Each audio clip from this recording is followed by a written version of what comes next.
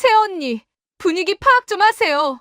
작은 신우이의 비웃음이 귀를 찔렀습니다. 시어머니가 코웃음을 치셨어요. 팔순 잔치 한복판에서 일본인 손님 앞에서 저는 숨을 한번 들이쉬었습니다. 그리고 일본어로 입을 열었어요. 숟가락 내려놓는 소리가 들렸습니다.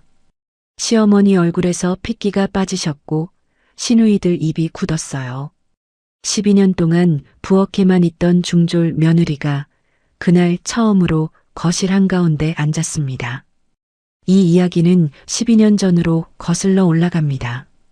이야기 시작 전 구독과 좋아요 부탁드려요. 어느 지역에서 듣고 계신지 댓글로 알려주시면 그곳까지 하얀 부엉이가 복을 날려드리겠습니다. 결혼한 지 12년. 저는 시댁에서 부엌에만 있는 사람이었습니다. 명절 아침이면 새벽 4시에 눈이 떠졌어요. 아직 해가 뜨기 전 어두운 부엌에 형광등을 켜고 앞치마를 둘렀습니다. 프라이팬에 기름을 두르고 반죽을 올리고 전을 부치기 시작했어요. 동태전, 깻잎전, 호박전. 기름이 튀어서 손등에 빨간 점이 하나둘 생겼습니다. 화상인지 주근깨인지 모를 자국이 양쪽 손등에 가득했어요. 12번째 명절이었거든요. 어디에 기름이 튈지 이제는 몸이 먼저 알았습니다. 고개를 살짝 돌리고 손목을 비틀어서 전을 뒤집으면 기름이 엄지 위로 튀었어요. 아프지 않았습니다. 12년이면 손등의 신경도 무뎌지더라고요. 거실에서 웃음소리가 들려왔어요. 큰형님과 아가씨가 나란히 소파에 앉아 이야기를 하고 계셨습니다. 큰형님은 대학병원 내과 전문이셨고 아가씨는 대형 로펌의 파트너 변호사셨어요. 둘 다 서울에서 이름 있는 대학을 나오셨고 자연스럽게 영어를 섞어가며 대화하셨습니다. 작년 컨퍼런스에서 발표한 페이퍼가 저널에 실렸대. 진짜? 대단하다 언니. 시어머니가 흐뭇한 표정으로 두 딸 사이에 앉아 계셨어요. 그래, 우리 서연이는 도쿄대에서 연수까지 했으니까. 지은이도 40대의 파트너가 됐고 엄마가 자랑스러워. 그 목소리가 부엌까지 또렷하게 들렸습니다. 프라이팬에서 기름이 탁탁 튀는 소리 사이로요. 사실 저도 그 영어를 알아들었어요. 대단한 건 아니었습니다. 무역회사에서 일본 바이어들과 일하면서 기본적인 영어 서류를 읽을 줄 알았거든요. 하지만 저는 아무 반응도 하지 않았어요. 부엌 문 너머 거실은 저한테 허락되지 않는 장소였으니까요. 이건 오래만의 일이 아니었습니다. 결혼 첫 해 추석 때 저는 거실 한쪽에 앉아 있었어요. 시어머니가 손님들에게 며느리를 소개하셨습니다. 우리 며느리는 살림 잘해요. 그게 끝이었어요. 큰형님은 대학병원 내과 전문의, 아가씨는 사법시험 합격한 변호사라고 소개하셨는데 저는 그냥 살림 잘하는 며느리였습니다. 두 번째 해부터는 거실에 앉지 않았어요. 제가 앉아 있으면 대화가 끊기는 것 같았거든요. 시누이들이 학회 이야기, 판례 이야기를 하다가 제 쪽을 힐끗 보면 말을 멈추셨습니다. 불편한 거였어요. 중졸 며느리가 거기 앉아 있는 게. 세 번째 해부터 저는 명절이면 부엌으로 직행했습니다. 아무도 막지 않았어요. 아무도 순영 씨도 앉아요라고 말하지 않았습니다. 그게 12년이 됐어요. 시어머니가 부엌에 들어오셨습니다. 전 접시를 힐끗 보시더니 입꼬리가 내려갔어요. 전이 왜 이 모양이야? 기름을 너무 많이 넣었잖아. 한숨을 내쉬셨습니다. 학력이 그러니 이런 것도 제대로 못하지. 그 말이 가슴에 칼처럼 박혔다고 하면 거짓말이에요. 처음 몇 해는 그랬습니다. 밤에 이불을 뒤집어 쓰고 울었어요. 그런데 12년째 듣는 말은 칼이 아니었습니다. 그냥 무거운 돌이었어요. 가슴 위에 하나씩 올라가는 돌. 어느 순간부터 숨이 짧아진 게 그 돌 때문인지 나이 때문인지 모르겠더라고요. 네. 다음에는 기름을 줄일게요. 저는 그렇게만 대답했습니다. 시어머니가 돌아가시고 부엌에 다시 혼자 남았어요. 프라이팬 위에서 기름이 치직거렸습니다. 남편이 들어왔어요. 아무 말 없이 고무장갑을 끼고 싱크대 앞에 섰습니다. 설거지를 하려는 거였어요. 이 사람은 매년 이랬습니다. 어머니 앞에서는 아무 말 못하다가 부엌에 몰래 들어와서 설거지를 했어요. 여보, 괜찮아요. 나가 계세요. 미안해. 남편의 목소리가 작았습니다. 고개를 숙이고 계셨어요. 저는 남편이 미안해하는 게 더 미안했어요. 이 사람은 저를 사랑해서 결혼한 거였거든요. 맞선 자리에서 저는 중학교밖에 못 나왔어요 라고 먼저 말했을 때 이 사람이 뭐라고 했는지 아세요? 그래서요? 진짜 모르겠다는 표정이었습니다. 학력이 뭐가 중요하냐고 당신이 좋다고 했던 사람이에요. 그런 사람인데 이 집에서는 그 사람도 끼어 있는 거였어요. 어머니와 아내 사이에서, 누나와 여동생 사이에서. 진짜 괜찮으니까 나가 계세요. 어머님 오시면 여보도 혼나요. 남편이 장갑을 벗고 돌아갔습니다. 등이 무거워 보였어요. 설거지를 마치고 행주로 손을 닦았습니다. 시계를 보니 오후 3시였어요. 거실에서는 여전히 웃음소리가 났습니다. 저는 찬장 구석에서 작은 라디오를 꺼냈어요. 주파수를 돌렸습니다. 지직거리는 소리 사이로 일본어가 잡혔어요. NHK 뉴스 앵커의 또렷한 발음이 부엌에 조용히 퍼졌습니다. 저는 그 소리를 들으며 그릇을 찬장에 올렸어요. 이상한 일이었습니다. 일본어를 들으면 마음이 편해졌거든요. 그 말 속에는 저를 무시하는 사람이 아무도 없었어요.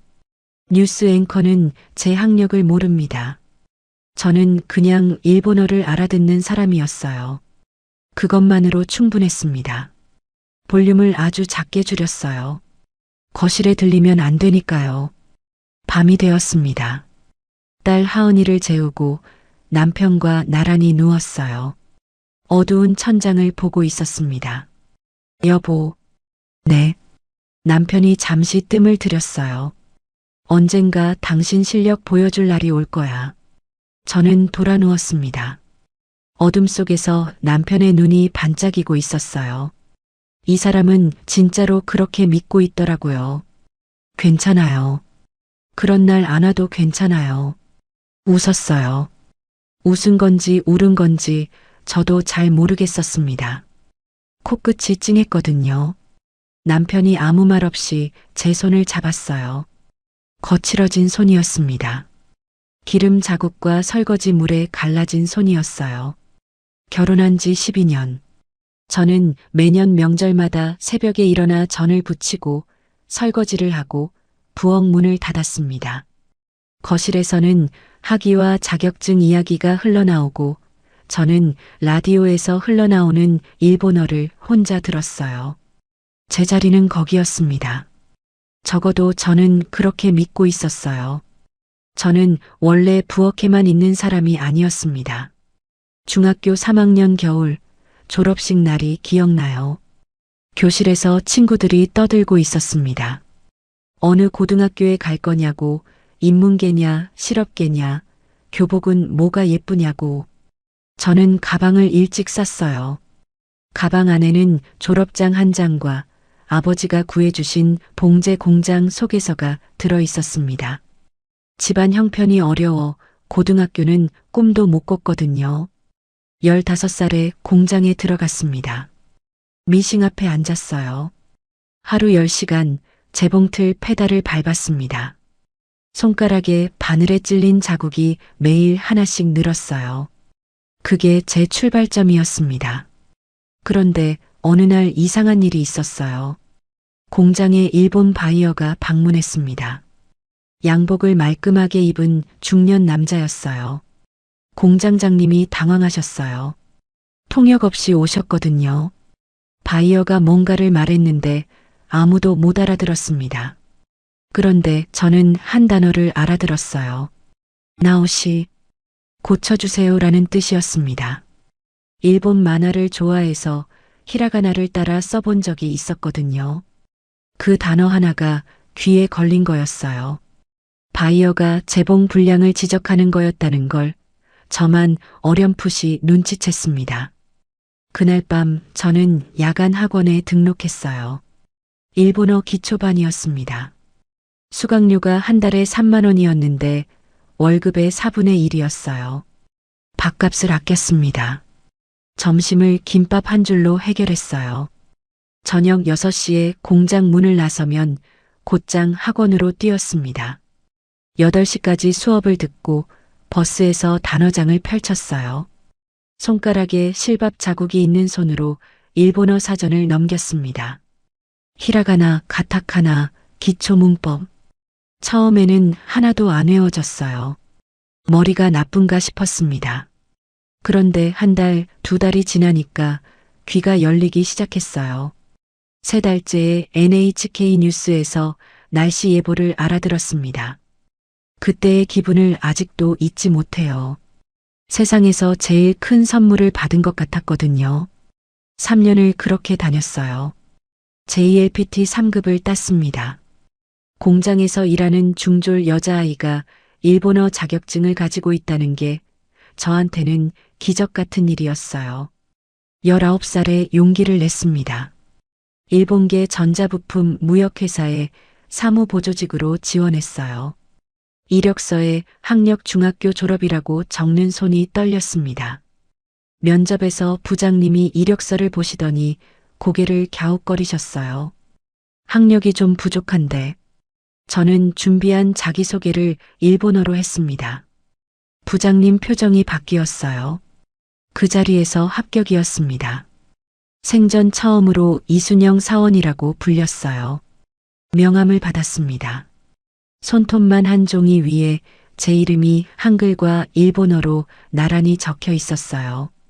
그걸 들고 기숙사 방에서 혼자 울었습니다. 기뻐서요. 그 회사에서 5년을 일했어요. 사무보조에서 시작해서 실무 번역 담당까지 올라갔습니다.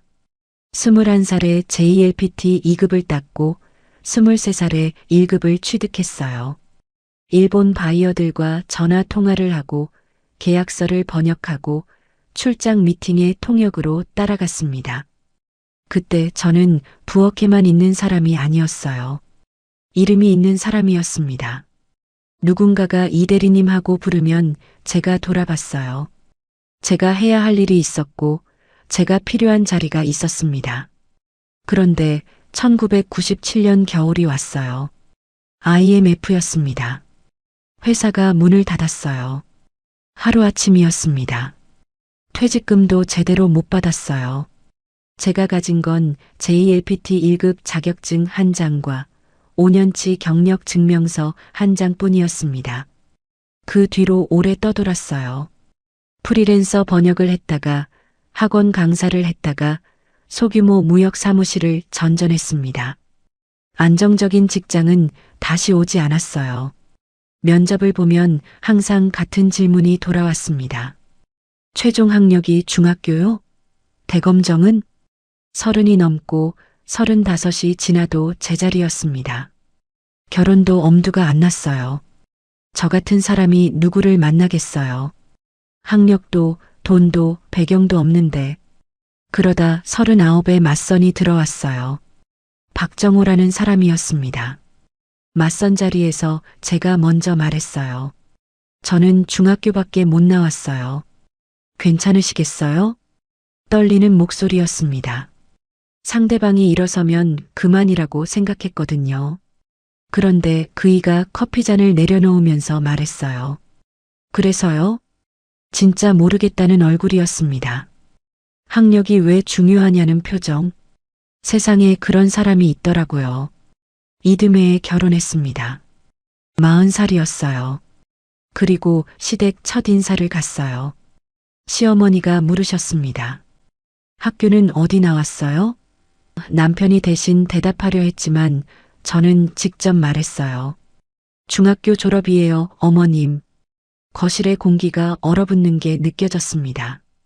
그래도 저는 포기하지 않으려 했어요. 결혼하고 석 달쯤 지났을 때였습니다. 시어머니와 둘이 부엌에 있었어요. 저는 용기를 내서 말씀드렸습니다. 어머님, 저 사실 일본어를 좀 할 줄 알아요. 혹시 아버님 사업에 필요하시면 제가 도움을. 시어머니가 저를 바라보셨습니다. 위에서 아래로. 그 눈빛을 아직도 기억해요. 중졸이 무슨 일본어야. 한숨을 쉬셨어요. 앞으로 그런 허풍은 그만둬. 보기 안 좋으니까. 목이 메었습니다. 더 이상 말이 나오지 않았어요. 고개를 숙이고 설거지를 시작했습니다. 수도꼭지를 틀면 물소리가 크거든요. 울음소리가 안 들리니까요.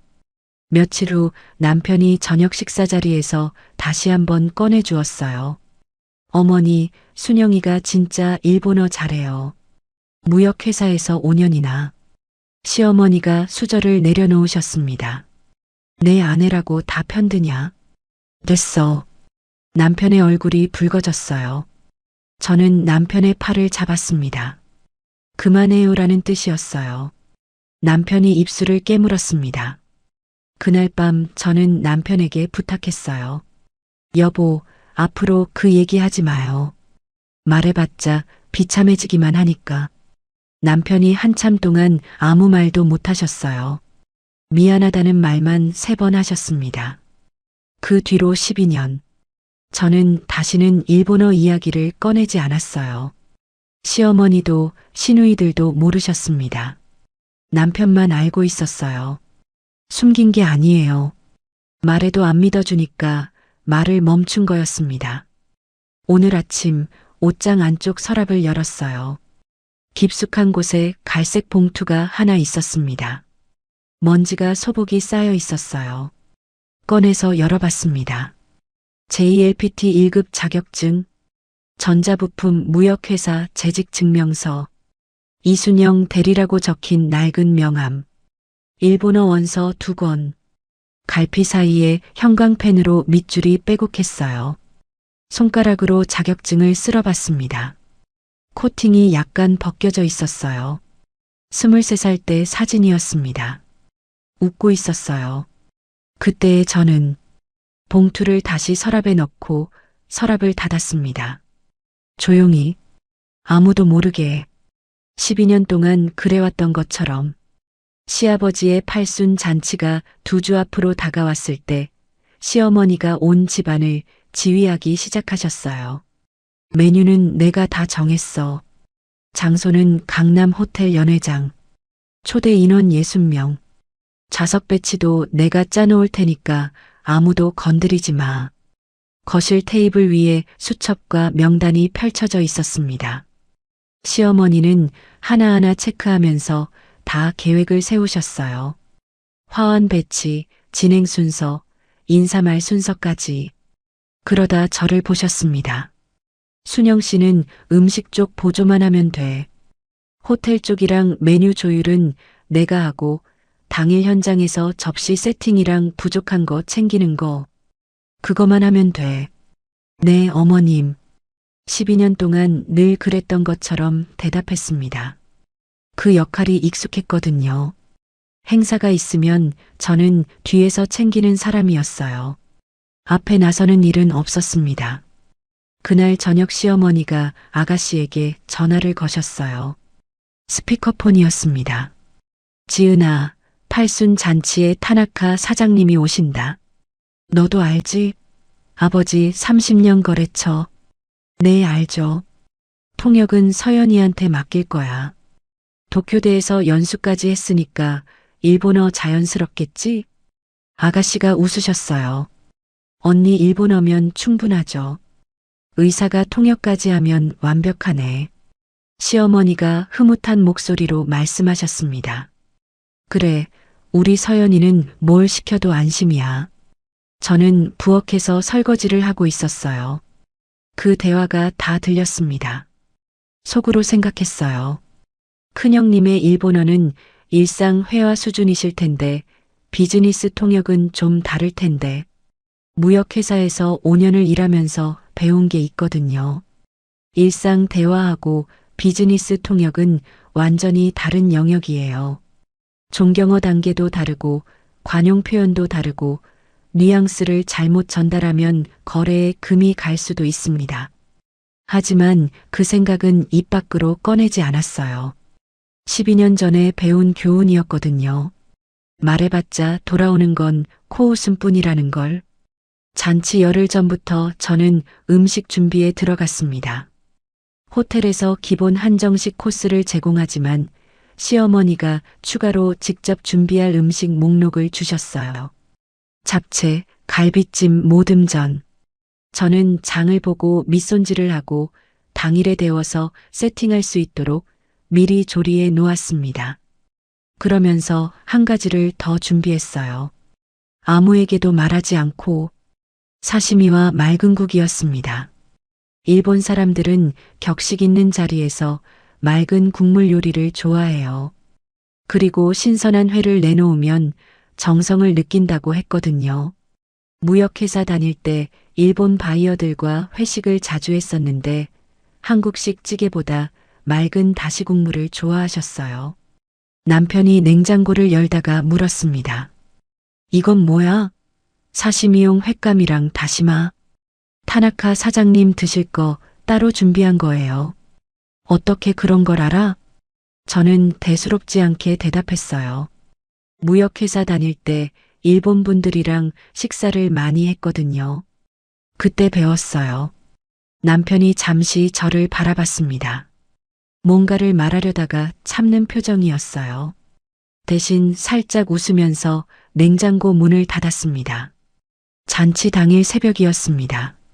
전화벨이 울렸어요. 새벽 5시였습니다. 남편이 받았어요. 목소리가 점점 커졌습니다. 뭐, 형수님이 응급실? 맹장이라고? 저도 잠이 깨서 일어났어요. 남편 얼굴이 하얗게 됐더라고요. 나중에 들은 이야기로는 큰형님이 새벽 2시쯤 갑자기 배가 아프기 시작하셨대요. 처음에는 체한 줄 알았는데 점점 심해져서 남편분이 응급실에 데려가셨다고 했습니다. CT를 찍어보니 급성 충수염이었어요. 바로 수술에 들어가셨습니다. 팔순 잔치 당일에 통역을 맡기로 한 사람이 수술대 위에 있었습니다. 시어머니에게 연락이 갔어요. 그 다음부터는 집안이 뒤집어졌습니다. 그러면 통역은 누가 해? 타나카 사장님이 한국말을 못하시는데. 시어머니 목소리가 떨리셨어요. 당황하신 거였습니다. 이분이 이렇게 흔들리시는 모습은 처음이었어요. 아가씨가 전화로 말했습니다. 엄마, 나는 일본어 전혀 못해. 영어라면 몰라도. 타나카 사장님 영어도 못하셔. 남편이 끼어들었어요. 어머니, 통역 앱으로 하면 어떨까요? 시어머니가 인상을 쓰셨습니다. 팔순 잔치에서 손님 앞에 폰 갖다 대고 통역을 해? 그게 예의야? 그러면 통역사를 급하게 부르는 건? 아가씨가 말했어요. 오빠, 오늘이 토요일이야. 당일에 비즈니스 일본어 통역사를 어디서 구해? 맞는 말이었습니다. 토요일 아침에 갑자기 일본어 전문 통역사를 섭외한다는 건 불가능에 가까웠어요. 게다가 30년 거래처 사장님의 격식 있는 자리에 모르는 사람을 데려다 앉힐 수도 없는 노릇이었습니다. 거실이 조용해졌어요. 시어머니가 소파에 앉아 이마를 짚고 계셨습니다. 아가씨는 전화기 너머로 한숨을 쉬었어요. 남편은 고개를 숙이고 있었습니다. 저는 부엌에 있었어요. 팔순 잔치에 가져갈 음식을 마지막으로 점검하고 있었습니다. 심장이 빨라지고 있었어요. 내가 할 수 있는데. 그 생각이 가슴속에서 올라왔습니다. 비즈니스 일본어, 존경어, 격식체, 무역용어, 다 할 수 있는데. 그런데 바로 뒤에서 다른 목소리가 들렸어요. 또 무시당하면? 중졸이 무슨 일본어라고 또 들으면? 손이 떨렸습니다. 국자를 잡고 있었는데 손가락에 힘이 들어가지 않았어요. 남편의 말이 떠올랐습니다. 어젯밤이 아니라 12년 동안 꾸준히 해온 말. 언젠가 당신 실력 보여줄 날이 올 거야. 오늘인가? 그날이 오늘인가? 호텔에 도착했습니다. 연회장은 이미 세팅이 끝나 있었어요. 흰 천이 덮인 원형 테이블 8개, 금빛 샹들리에, 무대 위에 팔순을 축하합니다. 현수막. 시아버지가 감색 정장을 입고 입구에 서 계셨어요. 평소보다 긴장하신 얼굴이었습니다. 오전 11시, 타나카 사장 일행이 도착했어요. 2명이었습니다. 타나카 사장과 비서, 회색 양복에 흰 머리카락, 온화한 인상의 노신사가 로비에 서 계셨어요. 비서가 큰 종이 쇼핑백을 들고 있었습니다. 선물을 가져오신 거였어요. 시어머니가 앞으로 나가셨습니다. 밝은 표정을 지으셨는데 눈은 웃지 않고 있었어요. 웰컴, 웰컴. 타나카 상? 영어로 시도하셨습니다. 타나카 사장이 고개를 갸웃거리셨어요. 시어머니가 다시 말씀하셨습니다. 오늘 땡큐 포 커밍. 타나카 사장이 알아듣지 못한 건 아니었지만 어색하게 웃으며 고개를 끄덕이셨어요. 비서가 뭔가를 일본어로 설명하는 것 같았는데 비서도 한국어가 안 됐습니다. 시어머니 얼굴이 점점 굳어지셨어요. 연회장으로 안내해서 자리에 앉았습니다. 축하 화환을 가리키며 시어머니가 뭔가를 설명하려 하셨는데 말이 통하지 않으니 손짓만 커졌어요. 타나카 사장은 예의상 미소를 짓고 계셨지만 분위기가 어색해지고 있었습니다. 시아버지가 감사 인사를 전하시려고 자리에서 일어나셨어요. 타나카 사장, 30년 동안 정말 말씀을 시작하셨는데 타나카 사장이 알아듣지 못하셨습니다. 시아버지가 멈추셨어요. 30년 거래 파트너에게 감사를 전하고 싶은데 말이 닿지 않는 거였습니다. 시아버지 얼굴에 난감함이 스쳤어요. 그 표정이 가슴에 꽂혔습니다. 테이블에 어색한 침묵이 내려앉았습니다. 시어머니가 남편을 쳐다보셨어요. 남편이 저를 봤습니다. 그 순간 남편의 눈이 말하고 있었어요. 아무 말도 하지 않았지만 그 눈빛을 12년간 봐왔으니까 알았습니다. 할 수 있잖아. 당신이면 돼. 저는 의자에서 일어섰습니다. 심장이 귀까지 뛰고 있었어요. 제가 통역할게요. 테이블의 모든 시선이 저에게 쏠렸습니다. 시어머니가 코웃음을 치셨어요. 아가씨가 고개를 돌리며 말했습니다. 새언니, 분위기 파악 좀 하세요. 이 자리가 어떤 자리인데. 저는 아가씨를 보지 않았어요. 시아버지를 봤습니다. 30년 거래처 앞에서 말 한마디 전하지 못해 난감해 하시는 아버님의 얼굴을 21번 크게 들이쉬었습니다. 아가씨의 비웃음이 등 뒤에서 날아왔습니다. 새언니, 분위기 파악 좀 하세요. 이 자리가 어떤 자리인데. 시어머니가 코웃음을 치셨어요. 한심하다는 표정이었습니다. 저는 그 시선들을 느꼈어요. 등에 꽂히는 것 같았습니다. 12년 동안 늘 느꼈던 것과 같은 종류의 시선이었어요. 중졸이 뭘 알겠어라는 눈빛. 그런데 이상했습니다. 오늘은 그 시선이 무겁지 않았어요. 시아버지가 보였거든요.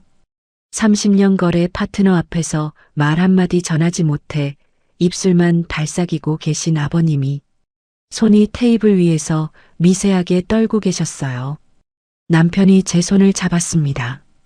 테이블 밑에서 아무도 모르게 손에 힘을 주었어요. 고개를 돌리니 남편이 저를 보고 있었습니다. 해봐. 당신이면 돼. 목소리가 아주 작았어요. 저한테만 들리는 크기였습니다. 저는 남편의 손을 놓고 자리에서 완전히 일어섰습니다. 타나카 사장 앞으로 걸어갔어요. 세 걸음이었습니다. 그 세 걸음이 12년보다 길었어요. 타나카 사장 앞에 섰습니다. 허리를 숙여 인사했어요. 타나카 사장님, 하지메 마시테. 오메니카 카레테 코에이 데스. 처음 뵙겠습니다. 만나 뵙게 되어 영광입니다. 제 입에서 일본어가 나왔습니다. 12년 만에 부엌 라디오가 아닌 사람 앞에서 목소리가 떨릴 줄 알았는데 떨리지 않았어요. 혀가 기억하고 있었습니다.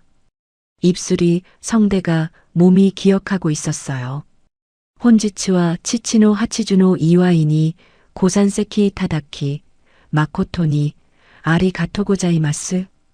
오늘 아버지의 팔순 잔치에 참석해 주셔서 진심으로 감사드립니다. 존경어가 자연스럽게 흘러나왔어요. 비즈니스 격식체의 문장 구조가 혀 위에 올라왔습니다. 무역회사에서 5년간 매일 입에 붙였던 그 말투가 서랍 속 자격증처럼 먼지가 쌓여 있었을 뿐 사라지지 않았더라고요. 테이블이 조용해졌습니다. 숟가락 내려놓는 소리가 났어요. 시어머니였습니다. 아가씨의 입이 반쯤 벌어져 있었어요. 방금 전까지 분위기 파악을 말하던 그 입이 타나카 사장의 눈이 커졌습니다. 그리고 얼굴이 환하게 펴졌어요. 마침내 말이 통하는 사람이 나타난 거였으니까요. 오, 니혼고가 오조주 데스네. 스바라시. 아, 일본어가 아주 유창하시군요. 훌륭합니다. 타나카 사장이 감탄하셨습니다. 얼어붙어 있던 연회장 분위기가 움직이기 시작했어요. 시아버지가 저를 바라보셨습니다. 놀란 표정이셨어요. 하지만 금방 고개를 끄덕이셨습니다. 해봐라라는 뜻이었어요. 저는 시아버지 옆에 섰습니다. 통역을 시작했어요. 아버님, 하고 싶으신 말씀을 편하게 하세요. 제가 전달해 드릴게요. 시아버지가 잠시 저를 보셨습니다. 12년간 명절에 한 번도 대화다운 대화를 나눠본 적 없는 며느리를. 그리고 입을 여셨어요. 타나카 사장. 30년 전 처음 만났을 때가 기억납니다. 그때 우리 둘 다 젊었지요. 서로 말이 안 통해서 손짓발짓하면서 첫 계약서에 사인했습니다. 저는 그 말을 일본어로 옮겼어요. 타나카 샤초 산주넨마의 하지메테 오아이시타 토키노 코토 오보에 테이마스 아노 코로와 오타가이 와카카타 데스네. 코토바가 츠지나쿠테 테부리데 사이쇼노 케야쿠쇼니 사인시 마시타. 타나카 사장이 웃으셨어요. 고개를 끄덕이시면서 일본어로 대답하셨습니다. 30년 전 이야기를 하시며 눈가가 촉촉해지셨어요. 저는 타나카 사장의 말을 한국어로 옮겼습니다. 저도 기억합니다. 그때 박 사장님이 종이에 그림을 그려서 설명해 주셨지요. 건설자재 규격을 그림으로. 그게 제일 정확한 설명이었습니다. 시아버지가 웃으셨어요. 진짜 웃음이었습니다. 오늘 처음 보는 표정이었어요. 맞아. 그때 그림 솜씨가 형편없어서 타나카 사장이 한참 웃었지. 그 말을 통역하니까 타나카 사장이 박수를 치며 웃으셨어요. 테이블에 웃음이 번졌습니다. 다른 손님들도 분위기가 풀렸다는 걸 느끼셨는지 표정이 밝아졌어요. 감사 인사가 끝나고 타나카 사장의 축하 메시지를 통역했습니다. 박 사장님의 팔순을 진심으로 축하드립니다. 30년간 함께해온 인연이 저에게는 인생에서 가장 큰 재산입니다. 건강하시고 행복하시길 기원합니다. 시아버지 눈이 붉어지셨어요. 입술을 꽉 깨무셨습니다. 고맙다고 전해줘. 앞으로도 잘 부탁한다고. 저는 그 말을 일본어로 전했어요. 목소리가 잠깐 떨렸습니다. 아버님의 진심이 제 목을 통과하면서 울림이 있었거든요. 그 다음에는 사업 이야기가 이어졌어요. 타나카 사장이 내년 건설자재 신규 규격에 대해 말씀하셨습니다. 이 부분이 좀 어려웠어요. 인장 강도, 내화 등급 같은 건설자재 전문 용어가 나왔거든요. 전자부품 무역회사에서 일했던 저한테는 익숙하지 않은 단어들이었습니다. 잠깐 막혔어요. 인장 강도의 일본어가 바로 떠오르지 않았습니다. 2초, 3초, 이마에 식은땀이 맺혔어요. 우회했습니다. 재료가 당겨지는 힘에 얼마나 견디는지에 대한 기준을 말씀하고 계십니다. 의미를 풀어서 설명했어요. 타나카 사장이 고개를 끄덕이셨습니다. 통했어요. 정확한 전문 용어는 아니었지만 뜻이 정확하게 전달된 거였습니다. 그 뒤로도 전문 용어가 몇 번 더 나왔는데 같은 방식으로 처리했어요. 타나카 사장의 비서가 옆에서 고개를 끄덕여줬습니다. 문맥상 맞다는 뜻이었어요. 식사 시간이 되었습니다.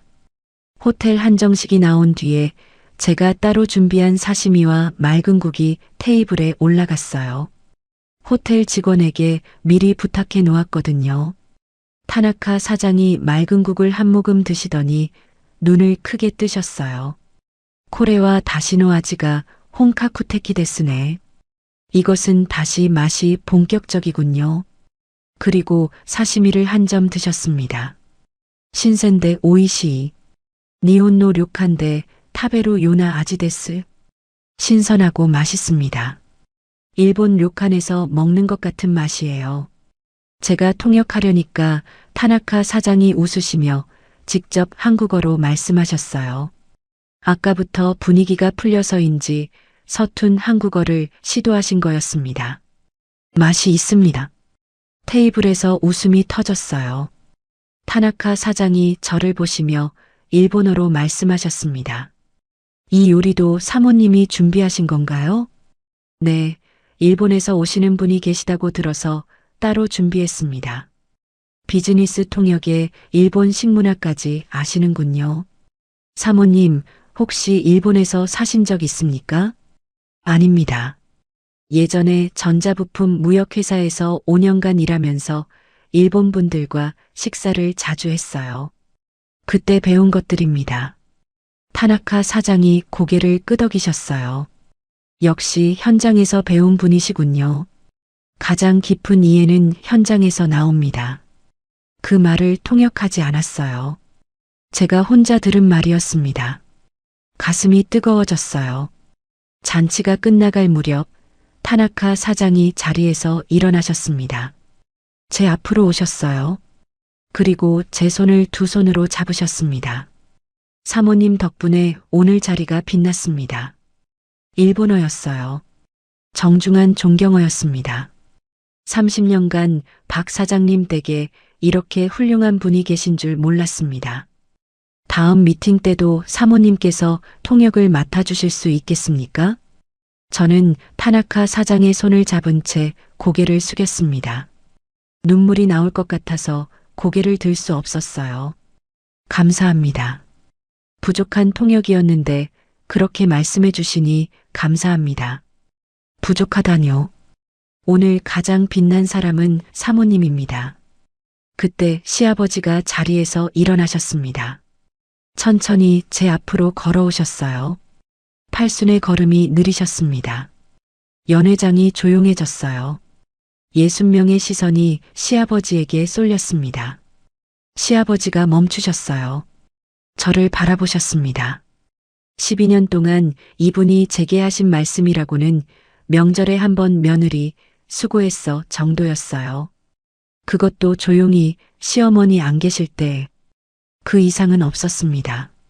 시아버지가 입을 여셨어요. 며느리. 그리고 잠시 멈추셨습니다. 아니, 순영 씨. 처음이었어요. 시아버지가 제 이름을 부르신 게 고맙다. 그 세 글자가 귀에 들어오는 순간 코끝이 찡했습니다. 입술을 깨물었어요. 12년 동안 고생이 많았어. 오늘 정말 고마웠어. 시아버지 눈도 붉으셨어요.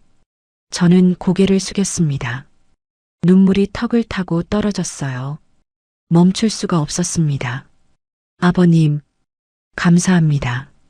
그게 전부였어요. 더 긴 말을 하고 싶었는데 목이 막혀서 나오지 않았습니다. 시아버지가 고개를 끄덕이셨어요. 그리고 시어머니를 돌아보셨습니다. 아무 말씀 안 하셨어요. 그냥 바라보셨을 뿐인데 시어머니 얼굴이 복잡해지셨어요. 분노도 아니고 감동도 아닌 자기 자신이 부끄러운 표정. 12년간 한 번도 본 적 없는 표정이었습니다. 시어머니가 고개를 살짝 돌리셨어요. 눈이 젖어 있었습니다. 하지만 아무 말도 하지 않으셨어요. 아가씨가 고개를 숙이고 있었어요. 테이블 위 물컵을 두 손으로 잡고 있었는데 손가락이 하얗게 됐더라고요. 너무 꽉 쥐고 있었던 거였어요. 남편이 자리에서 일어나 다가왔습니다. 아무 말 없이 제 어깨에 손을 올렸어요. 따뜻했습니다. 그리고 남편이 작은 가방에서 뭔가를 꺼냈어요. 갈색 봉투였습니다.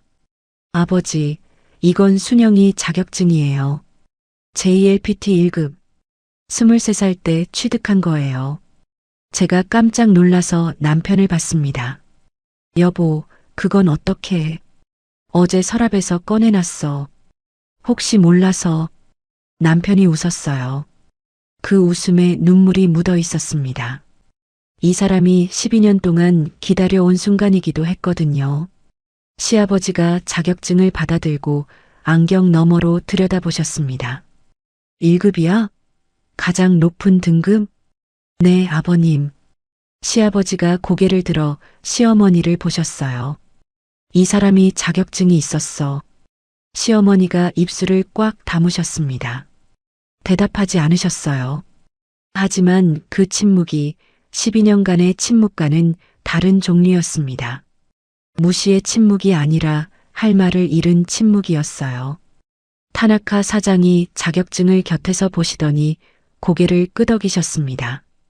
이큐 데스카? 나루오도. 도리데 오조즈나 와케데스. 1급이군요. 그래서 그렇게 유창했던 거로군요. 잔치가 끝났습니다. 손님들이 하나둘 돌아가셨어요. 화환 사이로 연회장이 비어갔습니다. 저는 접시를 정리하고 있었어요. 오늘도 뒷정리는 제 몫이었거든요. 그런데 시아버지가 제 옆으로 오셨습니다. 순영 씨. 네, 아버님. 오늘부터 접시는 다른 사람이 치워. 순영 씨는 이리 와서 앉아. 시아버지가 거실 쪽 안이 연회장 중앙 테이블을 가리키셨어요. 저는 접시를 내려놓았습니다. 그리고 걸어가서 거실 한가운데에 앉았습니다. 12년 만에 처음이었어요. 팔순 잔치가 끝나고 집에 돌아온 밤, 저는 잠이 오지 않았어요. 천장을 보고 누워 있었습니다. 옆에서 남편이 벌써 잠들어 있었어요. 오늘 하루가 너무 길어서 지친 거였습니다. 저는 오른손을 들어봤어요. 타나카 사장이 잡았던 손이었습니다. 시아버지가 고맙다라고 말씀하실 때 남편이 잡아줬던 손이었어요.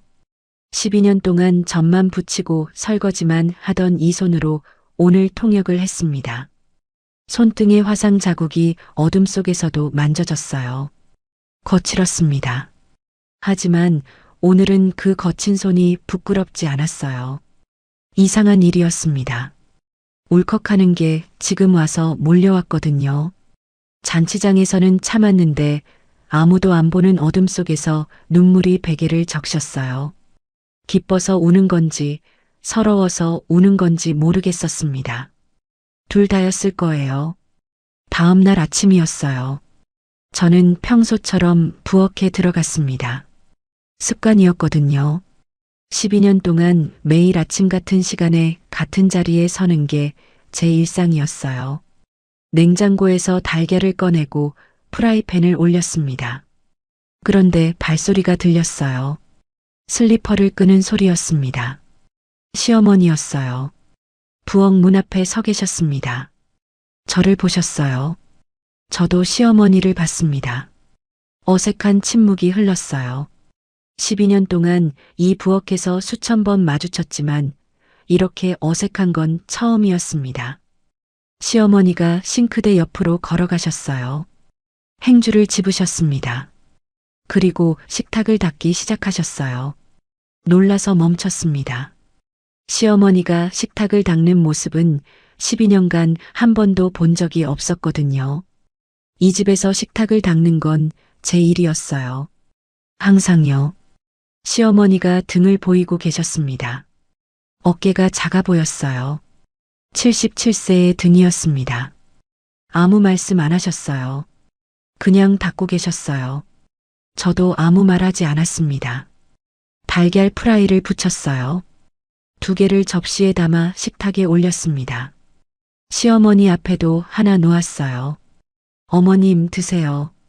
시어머니가 잠깐 멈추셨습니다. 행주를 내려놓으시고 의자에 앉으셨어요. 달걀 프라이를 보시더니 젓가락을 드셨습니다. 한 입 드시고 아무 말 없이 씹으셨어요. 잘 부쳤네.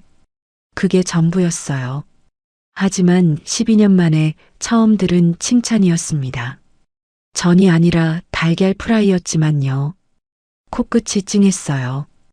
고개를 돌려서 냉장고 문을 열었습니다. 눈물을 보이고 싶지 않았거든요. 며칠이 지났어요. 아가씨에게서 전화가 왔습니다. 새언니, 목소리가 평소와 달랐어요. 낮았습니다. 거침없던 말투가 아니었어요. 네, 아가씨. 저 그날 제가 한 말, 분위기 파악하라고 한 거, 정말 죄송했어요. 심장이 멈춘 것 같았습니다. 아가씨에게서 사과를 듣는 날이 올 줄은 몰랐거든요. 이 사람은 12년 동안 저한테 단 한 번도 미안하다는 말을 한 적이 없었어요. 법정에서 상대방 변호사를 꺾는 사람이 며느리한테는 사과할 줄 모르는 사람이었습니다. 저는 한참 동안 아무 말도 못했어요. 새언니?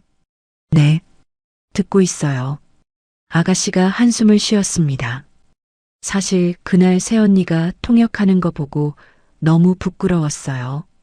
법정에서는 증거를 보고 판단하라고 배웠으면서 정작 제 가족한테는 학력 하나로 사람을 판단했거든요. 잠시 멈추셨어요. 목소리가 약간 떨렸습니다. 변호사가 할 짓이 아니었어요. 아니, 사람이 할 짓이 아니었어요. 저는 전화기를 꽉 쥐고 있었습니다. 손가락이 하얘질 만큼. 아가씨, 괜찮아요. 괜찮지 않아요, 새언니. 12년이잖아요. 아가씨 목소리가 갈라졌어요. 울고 있었습니다. 12년 동안 새언니한테 한 번도 제대로 된 말을 건넨 적이 없어요. 부엌에서 혼자 전 부치고 있을 때 한 번이라도 가서 도와드렸어야 했는데, 같이 앉자고 했어야 했는데, 저도 눈물이 났어요. 아가씨, 그거 들으니까 충분해요. 아니에요. 충분하지 않아요. 그래서 앞으로는 제가 달라질게요. 약속할게요. 전화를 끊고 한참 동안 부엌 의자에 앉아 있었습니다. 손등으로 눈물을 닦았어요. 냉장고 윙 하는 소리만 부엌에 울렸습니다. 2주가 지났어요. 시아버지에게서 전화가 왔습니다. 시아버지가 저한테 직접 전화하신 건 결혼 12년 만에 처음이었어요. 순영 씨, 네, 아버님. 타나카 사장이 다음 달 미팅 때 통역을 부탁하더구만. 서울에서 하는 건데 시간 되겠나? 심장이 빨라졌습니다. 네, 아버님. 되고 말고요. 그래. 고마워. 전화가 끊어지고 저는 거실에 서 있었어요. 전화기를 가슴에 대고 있었습니다. 떨리는 게 멈추지 않았어요. 남편이 퇴근하고 돌아와서 그 이야기를 들었습니다. 여보, 아버지한테 전화 왔어요. 타나카 사장 미팅 통역을 맡으래요. 남편 얼굴이 환해졌어요. 그래, 진짜? 네. 다음 달에. 남편이 저를 보면서 웃었습니다. 눈가에 주름이 깊게 잡혔어요. 기뻐서 그런 주름이었습니다. 잘됐다, 여보. 정말 잘됐다. 다음 달 타나카 사장과의 후속 미팅에 통역으로 참석했어요. 호텔 회의실이었습니다. 장방형 테이블에 시아버지와 타나카 사장이 마주 앉으셨고 저는 시아버지 옆에 앉았어요. 양쪽 비서가 배석했습니다. 떨렸습니다. 잔치 때는 감사 인사와 축하 메시지였지만 이번에는 진짜 비즈니스였거든요. 계약 조건, 납품 일정, 품질 기준. 틀리면 안 되는 말들이었어요. 그래서 준비를 했습니다. 2주 동안 건설자재 관련 일본어 전문 용어를 공부했어요. 인장 강도, 내화 등급, 납품 검수 기준. 인터넷에서 일본 건설자재 업계 보고서를 찾아 읽었습니다. 15살 때 공장에서 야간 학원을 다니던 그때처럼 밤마다 단어장을 만들었어요. 미팅이 시작되자 저는 한마디도 놓치지 않았습니다. 타나카 사장이 인장 강도 시험 성적서를 언급했을 때 이번에는 막히지 않았어요. 히파리 쿄도시켄 세이세키쇼. 바로 나왔습니다. 타나카 사장이 고개를 끄덕이셨어요. 미팅이 끝나고 시아버지가 회의실 복도에서 저를 불러 세우셨어요. 순영 씨. 네, 아버님. 앞으로 일본 쪽 업무는 순영 씨가 맡아주면 고맙겠어. 주 3일 정도. 보수도 정식으로 드릴 거야. 가슴이 벅찼습니다. 감사합니다, 아버님. 시아버지가 잠깐 말을 멈추셨어요. 그리고 조용히 말씀하셨습니다. 미안하기도 해. 진작에 물어볼 걸. 아버님이 돌아서신 뒤에야 눈물이 흘렀습니다. 복도 창문으로 햇살이 들어오고 있었어요. 12년 동안 부엌 형광등만 보다가 오랜만에 햇살을 정면으로 맞았습니다. 그 주말에 큰형님에게서 전화가 왔어요. 퇴원하신 지 3주가 지난 뒤였습니다. 옳게. 큰형님 목소리는 차분했어요. 이분은 원래 감정을 잘 드러내지 않는 분이셨거든요. 네, 형님. 내가 하려다 못한 일을 옳게가 해줬구나. 잠시 침묵이 있었습니다. 솔직히 말하면 나보다 잘했을 거야. 나는 의학 용어 중심이라 비즈니스 통역은 자신이 없었거든. 맹장이 아니었어도 제대로 못했을 수 있어. 형님, 그런 말씀 마세요. 아니야, 사실이야. 큰형님이 한번 깊게 숨을 쉬셨어요. 미안해, 올케. 12년 동안 올케가 얼마나 답답했을지 나는 한 번도 생각해 본 적이 없었어. 목이 메었습니다. 괜찮아요, 형님. 앞으로는 명절 때 부엌에 같이 설게. 전도 같이 부치자. 형님다운 사과였어요. 말이 많지 않은 대신 행동으로 하겠다는 뜻이었습니다. 저는 웃으면서 울었어요. 어느 날 저녁이었습니다. 시어머니가 저를 불러 앉히셨어요. 거실이었습니다. 소파에 나란히 앉았어요. 12년 동안 시어머니와 거실 소파에 나란히 앉은 적이 한 번도 없었습니다. 시어머니가 찻잔을 내려놓으셨어요. 오래 침묵하셨습니다. 시계 초침 소리만 들렸어요. 순영 씨. 네, 어머님. 미안하다는 말을 하려고 불렀어. 숨이 멈추는 줄 알았습니다. 시어머니가 저를 바라보셨어요. 눈이 젖어 있었습니다. 12년간 이분의 눈물을 본 적이 없었어요. 서울대를 나오시고 두 딸을 의사와 변호사로 키우시고 자존심이 하늘보다 높으신 분이 눈에 물기가 맺혀 있었습니다. 그때 일본어 할 줄 안다고 했을 때 내가 들었어야 했어. 시어머니 목소리가 낮게 떨렸어요. 중졸이 무슨 일본어냐고 했지. 기억해. 기억하고 계셨어요. 저는 잊은 줄 알았는데 이분도 기억하고 계셨습니다. 학교를 많이 다녀야 훌륭한 줄 알았어. 좋은 대학을 나와야 제대로 된 사람인 줄 알았어. 서연이, 지은이 키울 때도 그랬고, 정우 며느리감 볼 때도 그랬고, 시어머니가 찻잔을 두 손으로 감싸주셨어요. 그게 다가 아니더라. 그 한마디에 눈물이 터졌습니다. 참으려고 했는데 안 됐어요. 코끝이 시큰거리더니 눈물이 볼을 타고 흘렀어요. 어머님, 순영 씨가 부엌에서 12년 동안 전 부치고 설거지하면서 한 번도 불평 안 한 거. 그것도 내가 못 본 거야. 못 본 게 아니라 안 본 거지. 시어머니가 눈물을 닦으셨어요. 손이 떨리고 계셨습니다. 정우가 그랬어. 순영이가 일본어 할 줄 안다고. 그때도 안 들었지. 아들 말도 안 들은 거야. 저는 고개를 숙이고 있었습니다. 눈물이 무릎 위에 떨어졌어요. 어머님, 저도 감사합니다. 시어머니가 고개를 드셨어요. 놀란 표정이었습니다. 12년 동안 밥 차리는 것밖에 못했지만 그것도 제 진심이었어요.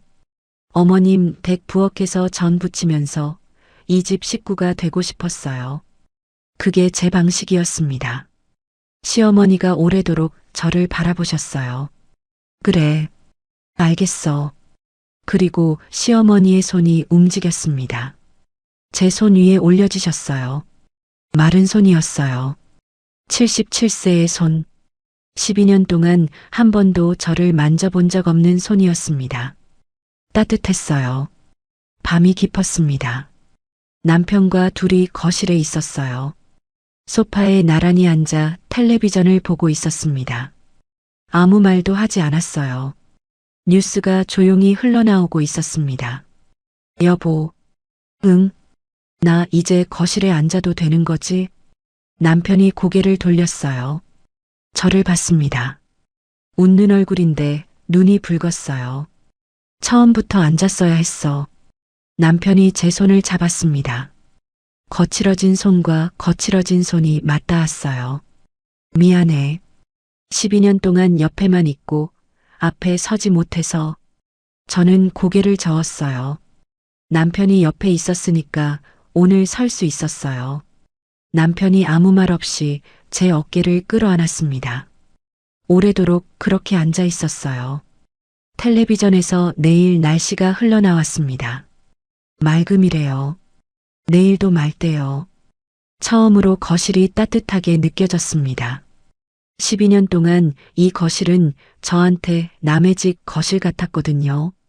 형광등 대신 스탠드 불빛이 켜져 있었고 소파 쿠션이 부드러웠고 남편의 체온이 옆에 있었어요. 오래도록 숨을 깊이 쉴 수 있었습니다. 1년이 지났습니다. 명절 아침이었어요.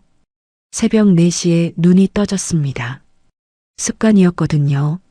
12년 동안 몸에 밴 시간이라 알람 없이도 눈이 떠져요. 부엌에 들어갔습니다. 그런데 불이 이미 켜져 있었어요. 시어머니가 앞치마를 두르고 계셨습니다. 도마 위에 호박이 놓여 있었어요. 칼을 드셨는데 두께가 제각각이었습니다. 78세 손으로 호박을 썰고 계셨어요. 어머님, 일찍 일어나셨네요. 잠이 안 와서. 시어머니가 퉁명스럽게 대답하셨어요. 하지만 앞치마를 두르고 계신 모습만으로도 저는 알았습니다. 오늘 함께 하려고 일찍 나오신 거라는 걸. 호박은 제가 썰게요. 어머님은 반죽 좀 봐주세요.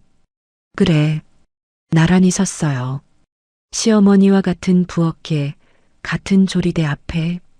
12년 동안 이 부엌에서 혼자였는데 올해는 옆에 사람이 있었습니다. 발소리가 하나 더 들렸어요. 아가씨였습니다. 트레이닝복에 부스스한 머리로 부엌에 들어왔어요. 새언니, 나도 뭐 할 거 있어? 저는 깜짝 놀랐습니다. 아가씨가 명절에 부엌에 들어온 건 처음이었거든요. 아가씨, 괜찮아요. 자도 돼요. 아니야. 작년에 약속했잖아. 아가씨가 소매를 걷었어요. 팔에 로펌 로고가 새겨진 고급 시계가 있었는데 그걸 풀어서 선반 위에 올려놓았습니다. 뭐부터 해? 전 부치기? 시어머니가 살짝 웃으셨어요. 저도 웃었습니다. 여기 깻잎 반죽에 넣어봐요. 아가씨가 깻잎을 집었어요. 반죽에 넣는 손이 서툴렀습니다. 깻잎이 접혀서 들어갔어요. 새언니, 이거 맞아? 반 접어서 넣으면 안 돼요. 펼쳐서. 아, 그래. 이거 생각보다 어렵다. 시어머니가 옆에서 말씀하셨어요. 지은아, 넌 판사 앞에선 거침없더니 깻잎 앞에선 쩔쩔매는구나. 부엌에서 웃음이 터졌어요. 셋이 동시에 웃었습니다. 그 소리가 거실까지 퍼졌을 거예요. 프라이팬에서 기름이 치직거렸습니다. 같은 소리였어요. 12년 동안 혼자 들었던 그 소리. 그런데 올해는 달랐습니다. 옆에서 시어머니가 반죽을 젓고 있었고 아가씨가 깻잎을 펼치고 있었어요. 같은 기름 소리인데 외롭지 않았습니다. 거실에서 발소리가 또 났어요. 딸 하은이가 내려왔습니다. 잠옷 차림에 머리가 한쪽으로 눌려 있었어요. 손에 뭔가를 들고 있었습니다. 엄마, 이거 어떻게 읽어요? 일본어 교재였어요. 초급 히라가나 교본이었습니다. 하은이가 몇 달 전부터 일본어를 배우겠다고 했거든요. 팔순 잔치에서 제가 통역하는 걸 보고 나서요. 어디 봐. 교재를 받아들었어요. 하은이가 펜으로 동그라미 친 부분이 있었습니다. 이건 아리가토야. 고맙다는 뜻이야. 아리가토, 아리가토. 하은이가 따라했어요. 발음이 엉성했지만 눈이 반짝이고 있었습니다. 15살 때 공장에서 처음 일본어를 접했던 저와 같은 눈이었어요. 시어머니가 거실 쪽에서 바라보고 계셨습니다. 아무 말씀 없이 미소만 짓고 계셨어요. 1년 전이었다면 일본어를 왜 배워라고 하셨을 겁니다. 지금은 그냥 웃고 계셨어요. 엄마, 나도 엄마처럼 통역할 수 있어? 물론이지. 진짜? 엄마가 중학교만 나왔는데 했잖아. 하은이는 더 잘할 수 있어. 하은이가 교재를 가슴에 안고 방으로 뛰어 올라갔습니다. 저는 그 뒷모습을 보면서 생각했어요. 이 아이한테는 부엌에만 갇히는 삶을 물려주지 않겠다고. 그런데 사실 더 중요한 건 따로 있었습니다. 설령 이 아이가 어떤 자리에 있게 되더라도 숨기지 않아도 되는 삶을 살게 해주고 싶었어요. 저는 시아버지 회사에서 주 3일 통역 번역 파트타임으로 근무하고 있습니다. 명함이 생겼어요. 이순영 일본어 통역 번역 담당이라고 적혀 있습니다. 무역회사 다닐 때 이후로 30년 만에 다시 명함을 가지게 된 거였어요. 타나카 사장과의 거래는 순조롭습니다. 지난달에는 신규 자재 계약 미팅 통역을 맡았어요. 시아버지가 그 자리에서 타나카 사장에게 말씀하셨습니다. 우리 며느리가 통역을 맡으면서 소통이 훨씬 좋아졌어요. 타나카 사장이 웃으시면서 대답하셨어요. 처음부터 사모님이 계셨으면 더 좋았을 텐데요. 저는 통역하면서 웃었습니다. 울지 않았어요. 이제는 울지 않아도 되니까요. 명절 저녁이 되었습니다. 식탁에 온 식구가 둘러앉았어요. 시아버지, 시어머니, 큰형님 부부, 남편, 아가씨, 하은이, 그리고 저. 잡채가 돌고 갈비찜이 돌고 제가 부친 전이 돌았습니다. 시어머니가 전을 한 점 집어 제 접시에 올려놓으셨어요. 순영 씨, 이것도 먹어봐. 올해 전은 맛있게 됐네. 1년 전까지 전이 왜 이 모양이야 라고 하시던 분이었습니다. 같은 전이에요. 달라진 건 전이 아니라 그 전을 바라보는 눈이었습니다. 감사합니다, 어머님. 아가씨가 옆에서 말했어요. 새언니, 나도 하나 줘. 여기요, 아가씨. 아, 맛있다. 역시 새언니 전이 최고야. 큰형님이 웃으면서 말씀하셨어요. 지은아, 넌 아까 깻잎전 만들다가 반죽을 바닥에 흘렸잖아. 언니, 그건 비밀이라고 했잖아. 식탁에 웃음이 가득했습니다. 시아버지가 조용히 식구들을 둘러보셨어요. 그리고 작은 목소리로 말씀하셨습니다. 이게 팔순 선물이구만. 남편이 제 무릎 아래에서 손을 잡았어요. 살짝 쥐었습니다. 저도 쥐어줬어요. 저는 거실 한가운데에 앉아 있었습니다. 1년 전에는 그 자리가 낯설었어요. 이제는 아니었습니다. 이 자리가 제 자리였어요. 처음부터 그랬어야 할 자리. 학력이 전부가 아니라는 것을 저는 52년 만에 증명했습니다. 그리고 숨기지 않아도 된다는 것을 53년째에 배웠습니다. 늦었지만 저는 이제 제 자리에 앉아 있습니다. 여러분도 혹시 숨기고 있는 게 있으시다면 꺼내보세요. 그게 여러분의 자리를 만들어줄 거예요.